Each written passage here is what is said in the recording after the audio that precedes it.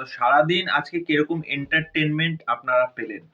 যারা রাজ চক্রবর্তীর ওই ভিডিওটা দেখে খুব মজা পেয়েছেন, অনেকে আবার ক্ষুব্ধ হয়ে গেছেন। আমি আমার মতো বক্তব্য রেখেছি এবং আমার মতো যারা মুভি রিভিউয়ার আছে তারাও বক্তব্য রেখেছে এবং যারা ব্রহ্মা বিষ্ণু মহেশ্বর আছে তাদেরকেও লোকে অনেকাংশে মেনেছে এবং তাদেরকেও অনেকে খিস্তিখামারি করেছে এবং আমাদেরকেও খিস্তিখামারি খেতে হয়েছে। আমরা অবশ্য ছোট দেবতা। বেশ মজা হচ্ছে কিন্তু মানে আমাদের Bangla review community one kind of একটা মজার জায়গা।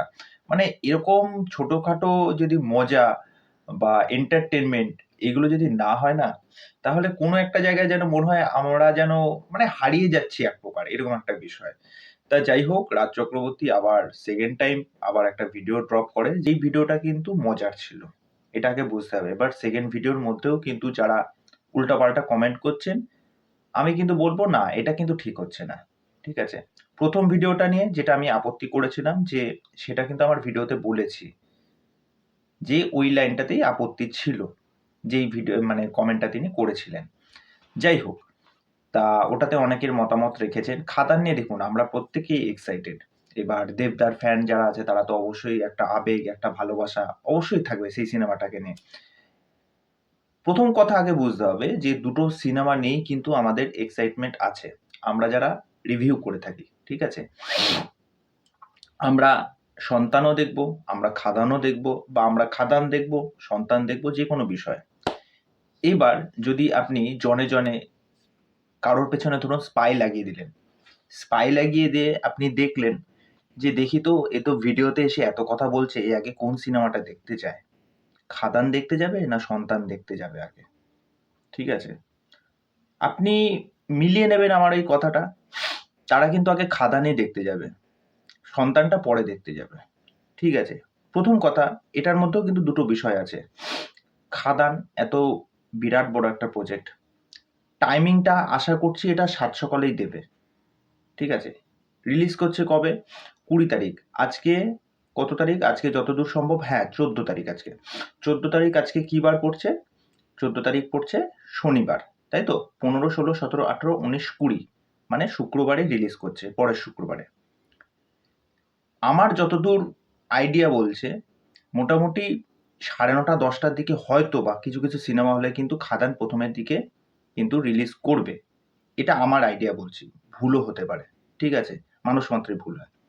সন্তান যদি দেয় হয়তো বা সকালবেলার শো হয়তো থাকবে না, দুপুরের দিকেই হয়তো শো থাকবে।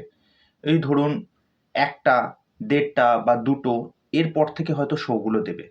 আর যদি সাত সকালে শো দেয়, যদি ধরুন এই 11টার দিকে শো দিল বা 12টার দিকে শো দিল, তাহলে তো সেটা আলাদা বিষয়। ঠিক আছে, সেকেন্ড যেটা পয়েন্ট হচ্ছে, দুটো সিনেমার ক্রাইটেরিয়া বা দুটো সিনেমার গল্প কিন্তু আলাদা। একটা মাস মাসালা কমার্শিয়াল ফিল্ম, যেখানে দেবদা এত বছর পর কামব্যাক করছে, এরকম অ্যাকশন, এরকম সোয়াগ, এরকম স্টাইল থাকবে যেটা আমরা দেখতে পাবো। আর আরেকটা হচ্ছে একদমই ফ্যামিলি ওরিয়েন্টেড সিনেমা, যেটা আমাদের সমাজে প্রতিনিয়তই হয়ে থাকে। বাবা মাকে কেউ চোখে দেখে না, বাবা মাকে ফেলে দিচ্ছে, মানে প্রতিনিয়ত এরকম প্রত্যেকের ফ্যামিলিতে, যে বাবা মা বয়স হয়ে গেলে আমরা সন্তানরা বাবা মাদের জন্য কি কি করে থাকি, বাবা মারা আমাদের ছোটবেলা থেকে যেভাবে মানুষ করে থাকে, প্রত্যেকটা ফ্যামিলিরই একটা ফ্যামিলি কালচার, একটা ভ্যালু, একটা মূল্যবোধ, সেই বিষয়টা কি বাবা মারা তার সন্তানদের মধ্যে দিতে পারে?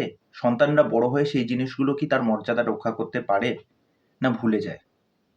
সুতরাং এই দুটো বিষয় কিন্তু আলাদা। এখানে কে ফ্লপ খাবে, কে মানে সুপারহিট হবে, এই বিষয়টা কিন্তু একদমই না। মিঠুন চক্রবর্তী কিন্তু অনেক আগে একটা ইন্টারভিউতে একটা কথা বলেছিলেন, বক্স অফিস নাম্বার যেটা বলবে, ঠিক আছে, সেটাই শেষ কথা। এবার আমার কমেন্ট বক্সে দেখলাম অনেকে দু একটা কমেন্ট করেছে, আমি দু একটা কমেন্ট দেখলাম। অনেকে বলছে যে শাস্ত্রীয় সেরকম চলেনি, সেরকম সন্তানও সেরকম চলবে না। বিষয়টা ভুল।